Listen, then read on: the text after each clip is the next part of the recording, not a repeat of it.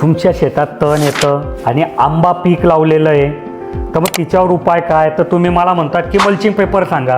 अहो, मल्चिंग पेपरचं आयुष्य जास्तीत जास्त 1.5 वर्ष 2 वर्ष, पण तुमचा आंबा पिकाचं तर 20 वर्ष आयुष्य आहे. मग तिथे मल्चिंग कसा चालेल?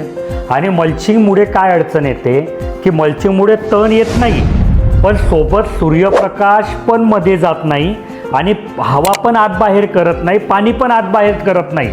त्याच्यामुळे अशा दीर्घ काळासाठी मल्चिंगचा शेतात उपयोग करू नये. ते ठीक आहे, एक पीक घ्यायचं होतं, तेवढं लावलं आणि काढून टाकलं, त्याच्यासाठी मल्चिंग परफेक्ट आहे.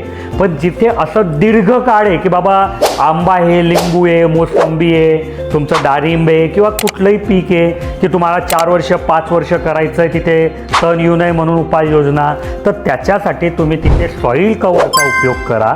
सॉईल कवरमध्ये काय होतं की सूर्याचा प्रकाश जमिनीपर्यंत जात नाही, म्हणून तिथे तण येत नाही. खाली जे काही तण आहे ते पण लवकर कंपोस्ट होऊन जातं आणि सोबतच हवा पाणी आत बाहेर खेळत राहते.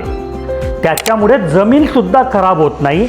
आणि जिथे मल्चिंग दर 1.5 वर्षाने चेंज करावं लागेल, तिथे ही सॉईल कवर तुम्हाला 5-5, 7-7 वर्ष साथ देईल. तर अशा कुठल्याही पिकासाठी तुम्ही मल्चिंगचा उपयोग करू नका, तुम्ही सॉईल कवरचा उपयोग करा.